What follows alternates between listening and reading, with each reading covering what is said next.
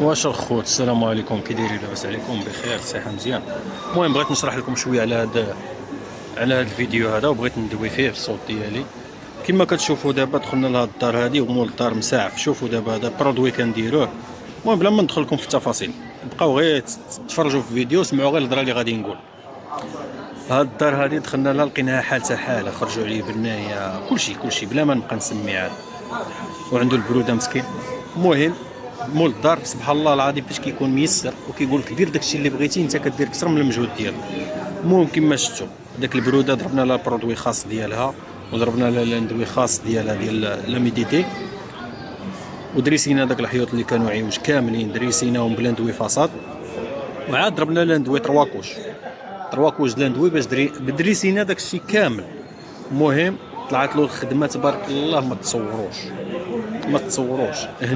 هنا راني كنضرب فوق لاندوي فاصاد، هذا الكوش الاول فوق لاندوي فاصاد كما كتشوف.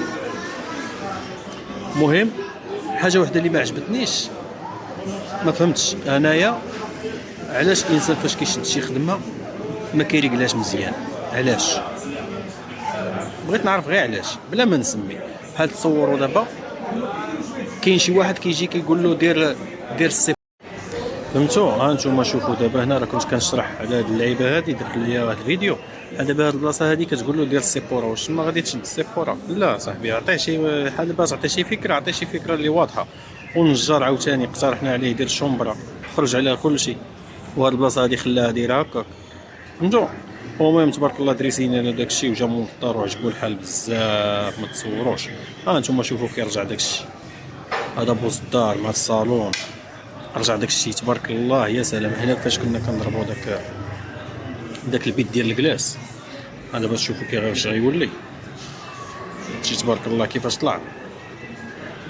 وسالينا وصبغنا داك البويبات، وهو مسكين قال لك ديروا داكشي اللي ارتحيتوا فيه، وتيسرت له الامور. شوف تبارك الله الصالون كيفاش داير، تيسرت له الامور. شوف سبحان الله شحال من دار دوزناها. مول الدار كيقول لك صافي دير داكشي اللي ترتاح فيه انت، كيخلي لنا الاختيار حنايا. وتبارك الله ربي ما كيخيبناش، كيطلع داكشي زويون، كنديروا المجهود ديالنا. ها انتم كما كتشوفوا هذا بيت الكلاس. ولكن حاجه واحده اللي ما عجبتنيش اللي دار النجار والكباس اللي دار هاد اللعيبه هادي. ماشي كلهم خايبين، ولكن كاين شي نوع البشر اللي زعما السلاك، والله حتى السلاك.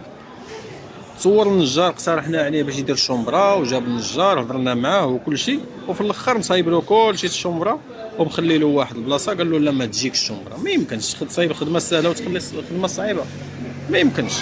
ها هي شتي فيه كيفاش دريسيتها بالقبص. ها هي فينيتها هنايا، هاد البلاصه هي اللي سمح له فيها ما دارلوش الشومبرا، ما دارلوش فيها الشومبرا.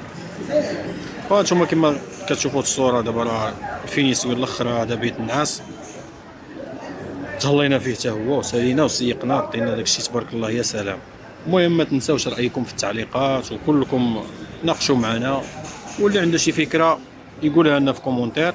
وبالنسبه للموالين الديور ضروري يردوا البال، كان شي ملاحظه يقولها الصانع كما بغى يكون. فهمتوا؟